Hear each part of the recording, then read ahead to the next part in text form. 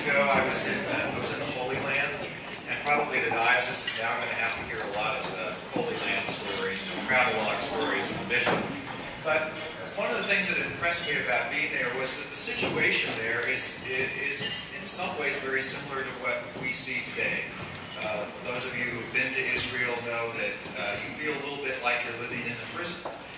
That there are watchtowers everywhere, barbed wire everywhere, cameras tracking your every move. Looks just like what we're going to see here today. And how this fence building and trying to keep people apart from one another is not a monopoly of any one people or any one nation. We seem to do this to each other wherever we live throughout the world. The other thing that struck me when I was there is we, of course, visited places associated with Jesus' life. We visited Nazareth and we went to Galilee. And our guide asked us, why do you think Jesus began his ministry and made his ministry in Galilee? Because it's quite a ways from Nazareth, actually. It takes you quite a while to get there. And even though most of us have been to seminary, nobody really had a good answer. And our guide said, well, remember what Galilee was in Jesus' day? And yes, well, it was the border. It was the border.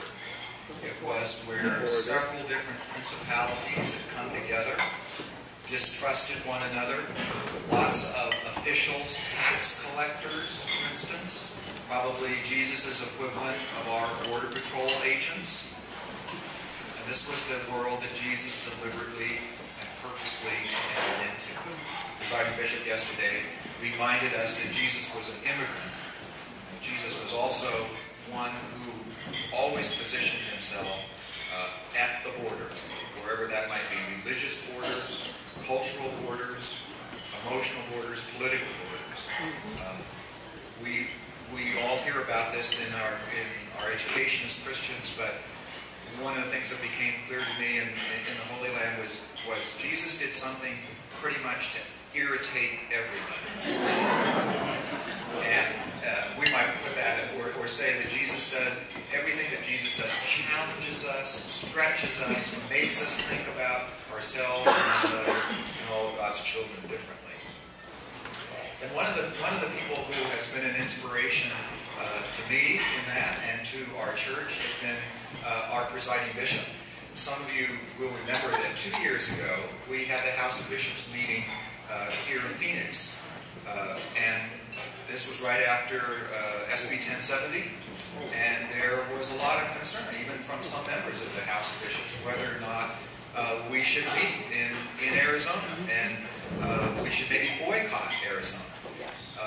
And I tried to assure them that no, that'd be the worst thing they could do, that the people of Arizona, especially those people who were undocumented, needed our presence and needed our support. And one of the principal people in making that decision was our presiding bishop, who said, yes, we need to be in Arizona. And not only did she do that, but she came and joined us, about 30 or 40 bishops from around the country, who, with Seth's help and some help of some of you, came to the border. We went to Agua Prieta, went to Naco, crossed the border, and began their pilgrimage there, which for many was a life-changing experience.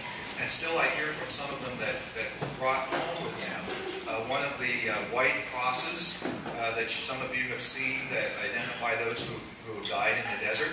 And they're going to use those today, thank you, Seth. And they brought them around their diocese on their visitations and told their story about visiting here in Arizona and visiting the border.